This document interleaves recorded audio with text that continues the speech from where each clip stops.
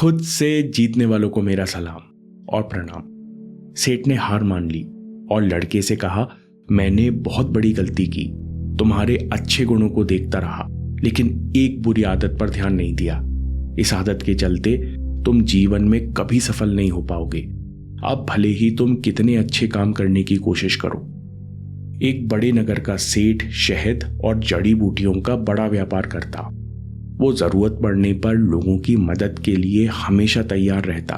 इस कारण लोग उसका बहुत सम्मान करते। सेठ के घर दूध देने के लिए 20 साल का जवान लड़का आया करता। सेठ को उस लड़के के मैनर्स, तौर तरीके बहुत पसंद थे। वो लड़का सच में ईमानदार और मेहनती था। उसका स्वभाव भी सादगी से भरा था। वो सबसे बहुत आदर और सम्मान से बात करता। सेठ उस लड़के का टैलेंट पहचान गया। वो व्यापारी होने के नाते लोगों को परखना जानता था। वो समझ गया कि लड़के में अच्छा काम करने की काबिलियत है। फिर एक दिन सेठ ने लड़के को बुलाया और कहा, मैं कई सालों से तुम्हें काम करते हुए देख रहा हूं। तुम्हारे अंदर मेहनत, ईमानदारी के साथ साथ बहुत अच्छे गुण हैं। मेरे साथ काम करो, दूसरे शहर जाकर शहद का व्यापार बढ़ाओ। मैं तुम्हें मुनाफे का 20% दूंगा। लड़के ने बातों ही बातों में कहा कि बाहर आने जाने का खर्चा बहुत हो जाएगा और नई जगह व्यापार बनाने में भी मेहनत ज्यादा है। थोड़ी ज्यादा कमाई होगी तो व्यापार के लिए खर्चे करने में भी आसानी होगी। लड़के की नपी तुली बात सुनकर सेठ बहुत खुश हुआ। उसने प्रॉफिट का 25% देने का फैसला किया। लड़का संतुष्ट हुआ तो सेठ ने बिना देर किए उस लड़के को शहद के भंडार संभालने और बेचने की जिम्मेदारी दे दी। लड़के ने कुछ ही दिनों में शहद का पूरा काम सीख लिया और उम्मीद से बेहतर काम करने लगा। कुछ ही महीनों में मेहनत, चतुराई और अच्छे आइडियाज की मदद से उसने नए शहर में बहुत से ग्राहक बना लिए। सब लोग बहुत खुश थे। सेठ और लड़के का हर महीने मुनाफा बढ़ रहा था। कुछ समय ऐसे ही चला। फिर एक दिन लड़के को पुराना दोस्त मिला। लड़के की तरक्की देखकर वो दोस्त हैरान रह गया। उसने पूछा तो लड़के ने बताया कि मैं सेठ के साथ बड़ा काम कर रहा हूं और सेठ मुझे 25% मुनाफा देता है। तब दोस्त ने पहले कुछ सोचा, फिर हैरानी से कहा, मतलब सारी मेहनत तुम करते हो और 75% सेठ को दे देते हो? ऐसा कहकर दोस्त ने कहा, अच्छा मित्र, फिर मिलते हैं, अभी मैं चलता हूं। दोस्त तो चला गया, लेकिन लड़के के दिमाग में 75% देने की बात बैठ गई। वो बार बार सोचने लगा कि सच में सारी मेहनत तो मैं कर रहा हूं, फिर मुझे इतना कम क्यों मिल रहा है। अगली सुबह लड़का उठा तो भी उसके दिमाग में यही बात चलती रही। उस दिन उसने बहुत बेमन से काम किया। लड़के के मन में यही बात बनी रही कि मुझे और चाहिए, मुझे कम मिल रहा है। इसके चलते उसके काम करने की इच्छा भी जाती रही। इसी प्रकार 2 महीने निकले। अचानक व्यापार में गिरावट आ गई। जब सेठ को खबर मिली कि लड़के का काम नहीं चल रहा, वो निराश है, तो सेठ तुरंत लड़के से मिलने पहुंचा और उसने पूछा, बेटा तुम्हें कोई प्रॉब्लम है या तुम्हें मेरी कोई मदद चाहिए? जवाब में लड़के ने शिकायत करते हुए कहा, सेठ जी मैं खुश नहीं हूं। मेरी कमाई का 75% हिस्सा तो आप ही ले लेते हो। अब मुझे 90% मुनाफा चाहिए। लड़के के शब्द और टोन सुनकर सेठ हैरान रह गया। उसे कभी उम्मीद नहीं थी कि लड़का जो उसकी इतनी इज्जत करता था अचानक इतनी नेगेटिव टोन में बात करेगा। सेठ ने समझाने की कोशिश की कि व्यापार में बहुत सारे खर्चे होते हैं, भविष्य में होने वाले नुकसान के लिए भी बचत करनी होती है, इसलिए मैं तुम्हें 25 से 30% से ज्यादा मुनाफा नहीं दे सकता। लेकिन लड़के ने कोई भी बात समझने की कोशिश नहीं की। तब आखिर में सेठ ने ऊंचे शब्दों में कहा, बेटा मैं तुम्हें आगे ले जाना चाहता था, लेकिन मैंने ही तुम्हें पहचानने में भारी गलती कर दी।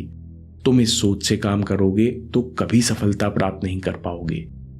उस दिन के बाद से लड़के ने दूसरी जगह से शहद खरीदकर बेचने का काम शुरू कर दिया, लेकिन इस बार उसे बेचने में दिक्कत आने लगी। लड़के को पता चला कि सेठ के नाम पर लोग ज्यादा भरोसा करते थे, इसलिए आसानी से सामान बिक जाता था। एक दिन गोदाम में रखा हुआ माल भी खराब हो गया। उस दिन लड़के को अपनी गलती का एहसास हुआ। उसने सेठ से माफी मांगी तो सेठ ने माफ तो कर दिया, लेकिन कभी दोबारा साथ में काम नहीं किया। लड़के को अचानक नुकसान क्यों होने लगा, उसकी दुर्गति क्यों हुई, इसके जवाब हमको लेसन्स में मिलेंगे। पहला लेसन है attitude of mind. Swami Vivekananda कहते हैं कि हमारी पीढ़ी की सबसे बड़ी खोज है कि इंसान अपने मन का एटीट्यूड यानी भावना बदलकर अपना जीवन बदल सकता है। The greatest discovery of our generation is that human beings can alter their lives by altering their attitudes of mind. कहानी में भी यही हुआ। लड़के की दुर्गति तब शुरू हुई जब काम के प्रति उसकी भावना बदल गई, यानी एटीट्यूड बदल गया। आप पूछ सकते हो कि एटीट्यूड या भावना में इतनी शक्ति क्यों है। Swami ji mind and it's power के लेक्चर में कहते हैं कि सूक्ष्म में शक्ति है। जो जितना ज्यादा सूक्ष्म होता है उसमें उतनी ज्यादा शक्ति होती है, उसका उतना ज्यादा प्रभाव पड़ता है। एक्शन मन के विचारों के कारण प्रकट होता है, यानी एक्शन से सूक्ष्म मन है और मन से भी सूक्ष्म है भावना। लोग बिना भावना यानी बिना मन का एटीट्यूड बदले एक्शन और रिजल्ट बदलने की कोशिश करते हैं, इसलिए रिजल्ट नहीं टिकते। अच्छे रिजल्ट्स पाने के लिए हमें दूसरी चीज सीखनी चाहिए कि नेगेटिव मेंटल स्टेट के प्रति सतर्क रहो। कर्म योग में स्वामी जी कहते हैं कि जब हम कुछ सोचते हैं तो हमारा मन एक वाइब्रेशनल फ्रीक्वेंसी में आ जाता है। स्वामी जी कहते हैं कि हम जिस वाइब्रेशनल फ्रीक्वेंसी में होते हैं हम उसी प्रकार की विचार तरंगे छोड़ते हैं और उसी प्रकार के विचार भी आकर्षित करते हैं। इस समय ब्रह्मांड में हर प्रकार के विचार न केवल तैर रहे हैं बल्कि आपके मन में घुसने का भी प्रयास कर रहे हैं।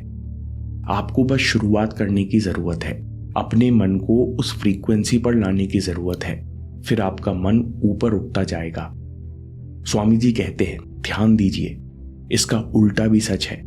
यदि कोई व्यक्ति लगातार नेगेटिव मेंटल स्टेट में है, लगातार नेगेटिव बातें सोच रहा है, तो उसका मन नेगेटिव थॉट वेव्स को ग्रहण करके और नेगेटिव होता जाएगा।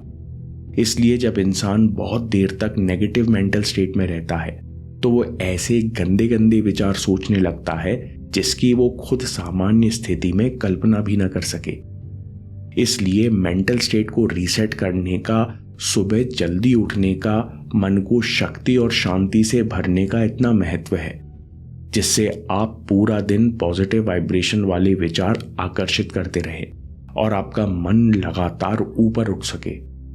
लेकिन कभी कभी इंसान मेहनत करते हुए भी, अच्छा काम करते हुए भी इतना नेगेटिव क्यों हो जाता है? अच्छे एटीट्यूड से मेहनत जारी क्यों नहीं रख पाता? तीसरा पॉइंट है बेगर्स माइंडसेट से बाहर निकलो। स्वामी जी कहते हैं कि भिखारी कभी खुश नहीं रहते, चाहे उन्हें कितना भी बड़ा दान मिल जाए, वे कभी संतुष्ट नहीं हो पाते, क्योंकि इन्हें हमेशा कमी है, इन्हें कुछ चाहिए। इसी तरह हम भी पॉजिटिव नहीं रह पाते। मुझे ये नहीं मिला, मेरे पास ये नहीं है, रिजल्ट आएगा मैं तभी मेहनत करूंगा। ऐसे एटीट्यूड से मन निचले वाइब्रेशन में चला जाता है, जहां फ्रस्ट्रेशन होता है, काम, जिम्मेदारी सब बोझ बन जाता है और आप अच्छे भविष्य की कल्पना भी नहीं कर पाते। इसलिए मांगने पर नहीं बल्कि देने पर ध्यान दो, क्योंकि giving is the natural law. देना इस संसार का अखंड नियम है। अग्नि को लकड़ी दी जाती है तो गर्मी मिलती है। जब बिना संकोच के, बिना शर्त के मेहनत की जाती है तो सफलता मिलती है। स्वामी जी कहते हैं कि सक्सेस का यही सीक्रेट है, आपके पास देने की शक्ति है। प्रोसेस पर पूरा ध्यान दो, जो भी आपके लक्ष्य को देना है दो, वो भी बिना किसी उम्मीद के। अगर आप ऐसा नहीं करोगे तो समय आने पर प्रकृति आपसे किसी और रूप में हिसाब पूरा करती है, तब आपको कष्ट होगा। इसलिए अभी स्वेच्छा से दीजिए। हर समय सोचिए कि मैं क्या दे सकता हूं। जो विद्या मुझे शक्ति देने वाली है, इसे धारण करके मैं लोगों के क्या काम आ सकता हूं। जब आप ऐसा करते हो तो मन अपने आप हाई फ्रीक्वेंसी पर वाइब्रेट करता है, तभी किसी बड़े विजन से जुड़ पाता है, तभी आसानी से शक्ति और विद्या ग्रहण कर पाता है। इसके उलट अगर आप केवल लेना ही चाहते हो तो ये एटीट्यूड आपको डल स्टेट में ले आएगा। फिर मन कोई विजन नहीं सोच पाएगा और आपका जीवन जीवंत नहीं रहेगा। ये एटीट्यूड ऑफ माइंड आपको फ्रस्ट्रेशन से भर देगा। मन के एटीट्यूड की जिम्मेदारी लो। मन की भावनाओं के प्रति अलर्ट रहो। हर सार्थक तरीके से मेंटल स्टेट बेहतर बनाओ, क्योंकि स्वामी जी कहते हैं जो इंसान खुद को बेहतर करता जाता है, संसार उसको बड़ी अपॉर्चुनिटी, बड़ी जिम्मेदारी देता जाता है। निस्वार्थ निडर होकर काम करो, तब रिजल्ट आएंगे। ऐसा संभव ही नहीं कि रिजल्ट ना आए, क्योंकि कोई भी कर्म बिना अपना फल दिए नहीं मिटता। यह ब्रह्मांड का नियम है। और सबसे पहला कर्म है कि अपने मन के एटीट्यूड के प्रति, यानी इस समय जो भावना चल रही है, उसे पॉजिटिव बनाओ। दोस्तों, शाओलिन में कहते हैं कि असली शक्ति केवल और केवल पूर्ण समर्पण से अभ्यास करने में है। अभ्यास में डूब जाने का क्या मतलब है? अभ्यास के लिए समर्पण कैसे करते हैं, इस पर पूरा वीडियो देखिए। और याद रखिए, आपके समय से कोई वीडियो, कोई ऐप, कोई न्यूज़ कीमती नहीं है। मैं काम के किस्से लाता रहूंगा। हम जीतेंगे।